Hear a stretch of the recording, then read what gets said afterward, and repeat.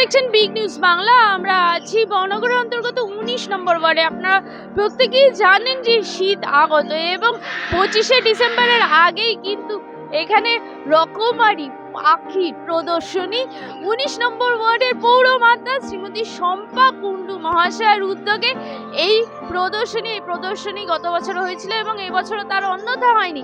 শুধু এবছর সময়টা একটু এগিয়ে এসেছে, একদমই ফেস্টিভ মুড। সামনে ক্রিসমাস এবং ক্রিসমাসের প্রাককালে এত সুন্দর সুন্দর ম্যাকাও, কাকাতুয়া, রকমারি বিদেশি দেশি পাখি এবং তার সাথে বিভিন্ন ধরনের খরগোশ সবকিছু নিয়ে একদম জমজমাট।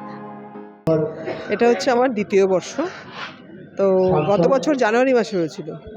এইবার গত বছর চিন্তাভাবনা করলাম যে গত বছর জানুয়ারিতে হয়েছিল, এবছর যেহেতু মাধ্যমিক পরীক্ষাটা শুরু হবে ফেব্রুয়ারিতে ফার্স্টে, তাই আমি প্রোগ্রামটা আমি এগিয়ে নিলাম। কেন এই সময় অনেকে সবার স্কুলটা ছুটি পড়ে যায়, যেহেতু এটা প্রোগ্রামটা আবাল বৃদ্ধ বনিতাদের সকলেরই, কিন্তু বিশেষ করে বাচ্চাদের উৎসাহটা বেশি থাকে, সেই চিন্তা ভাবনা করেই আমি প্রোগ্রামটা এগিয়ে নিলাম। আর পাখি সত্যি তো আমরা চিড়িয়াখানায় যাই, সবাই বাচ্চা কাচ্চা নিয়ে সবাই আমরা যাই, কিন্তু আমরা ভাবি একটা যদি অনুষ্ঠান করি সবাই দেখতে পাবে, সব বাচ্চা সবাইকে এক জায়গায় করতে পারবো, এর জন্যই এই অনুষ্ঠান। বরানগর 19 নম্বর ওয়ার্ডে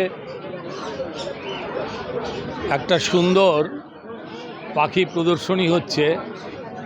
আমার খুব ভালো লাগছে। গত বছর থেকে শুরু হয়েছে, এখন স্কুল কলেজের পরীক্ষা শেষ হয়ে গেছে। এখন স্কুল কলেজের ছাত্রছাত্রীরা খুব সুন্দরভাবে বিষয়টাকে এনজয় করছেন। আমাদের বরানগর পৌরসভার পৌর প্রতিনিধি 19 নম্বর ওয়ার্ডের শম্পা কুণ্ডুর তত্ত্বাবধানেই এই পাখি প্রদর্শনীটা হচ্ছে। আমি জানলাম এখানে এই পাখিগুলো 100 বছর পর্যন্ত বাঁচে। এদের বয়স মাত্র এখন 9-10 বছর, অর্থাৎ কতগুলো জেনারেশন এই পাখিগুলো দেখতে পাবে। এটা আশ্চর্যের বিষয় যে মানুষের জীবন তো 70-72 বছরে শেষ হয়ে যায় স্বাভাবিকভাবে, কিন্তু একটা পাখি 100 বছর বেঁচে থাকা, এটা সত্যি খুব আশ্চর্যজনক বিষয়। তো যারা পাখিকে তত্ত্বাবধান করেন তাদের কাছে আমি কৃতজ্ঞ। তারা খুব সুন্দরভাবে এই প্রদর্শনীটা আয়োজন করেছেন।